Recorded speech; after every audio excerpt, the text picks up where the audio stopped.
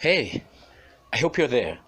In this one, still the excerpts from the Blossom to Savannah is our, what was that? Excerpt number 5.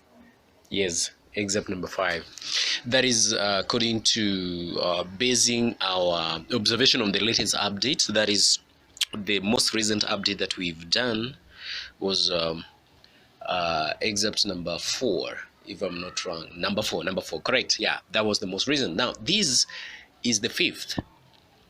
Let it work for your advantage as far as your academics is concerned. So without much ado, so let's get into the excerpt itself. Read the excerpt below and answer the questions that follow. Read the excerpt below and answer the questions that follow. You are mad. Resian screamed at him. You are stark mad. If you think I'm your wife, I can only be your wife over my dead body. Yes, you and my father can kill me and carry my dead body to your palatial home. He was stunned by those harsh words. He winced as if he had been struck. The already harsh lines of his mouth tightened, and he stood tense for a moment. Then he relaxed and watched her mockingly. You can never escape, Rachel, he repeated quietly, smiling. The very normality of his voice as he spoke those monstrous words was most shocking and disturbing to her. Whether you scream your heart out or jump into the deep sea, Rachel, you are mine. You are my wife from now, henceforth. I want to go now, Rachel announced angrily, shuddering with disgust and terror. You want to go? He asked. The contemptuous quiet of his voice a menace by itself. Go!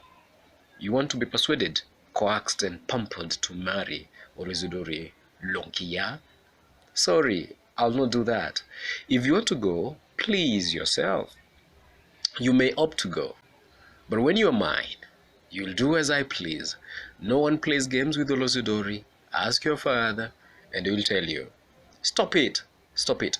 Rachel screamed excruciatingly, pained by the disdainful remarks of Oluisudori, putting her hands over her ears. She made a dash for the door. He made no effort to stop her, but she flung it open and turned to glare at him with tearful eyes. You are mad, she screamed again sobbingly. You are stark mad. You hear me? You are nothing but Oluisudori. She walked away, and as she did so, she heard his soft laughter behind her. That is the end of that particular extract right there. Now, straight to the questions, good students. Say what happens before this excerpt. Okay, that's lame. Put the extract in its immediate context. Maybe state what had happened after, before, and within the excerpt itself. So, whichever way the questions are going to be framed, those three aspects or outlook or outlines that I've just mentioned, they just refer to this one and the same thing. So say what happens before this excerpt. Now, before this excerpt, Oluisudori informs Resian of the benefits that she will get for marrying him. Resian gets very annoyed and speechless. Resian learns that her father has already received a dowry for her marriage to Oluisudori. He reports to her that their fate is sealed. Question 2. How is Oluisudori portrayed in this excerpt? How is Oluisudori portrayed in this excerpt? Oluisudori is portrayed as contemptuous. He asked the contemptuous quiet of his voice as a menace by itself. He is also presented as proud. He feels superior and egocentric. And I quote, no one plays games with Oluisudori. Ask your father and he'll tell you. Very much proud of himself right there. Question 3. Describe the feeling of Resian in this excerpt. Describe the feeling of Resian in this excerpt. Now, she is feeling disappointed and desperate over her father's action of receiving dowry with an aim of sealing her marriage with Oluisudori. She feels really betrayed. Question 4. From other areas of the novel, elsewhere in the novel, state other crimes that are practiced by Oloisudori. Okay, from elsewhere in the text or in the novel, there is extortion, assassinations, shoddy businesses, sexual immorality, robber or robbery, smuggler, and also poaching or as a poacher right there. Question number 5. How does the writer utilize irony in this excerpt? How does the writer use irony in this excerpt? Good students, you know, irony is a language style that writers usually incorporate in their work, which is usually the opposite of the expected results. Now, it is ironical that Oluisudori, who is older than Resian's father, plans to marry Resian, a young girl, even after he is told that her wish is to study at the university.